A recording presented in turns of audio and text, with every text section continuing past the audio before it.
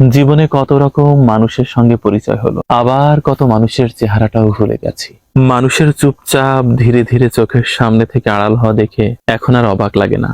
যার সঙ্গে আমার যতটুকু পথযাত্রা লেখা আছে সে ততটুকু রাস্তায় আমার সঙ্গে হাঁটবে। তবে সুদিন আসবে, দুশ্চিন্তা শেষে এখনো নিজেকে এটাই বলি, সুদিন আসবে আমার বিশ্বাস। আমার ভেঙে যাওয়ার শেষ মুহূর্তে হলেও আসবে, তবুও সুদিন আসবে।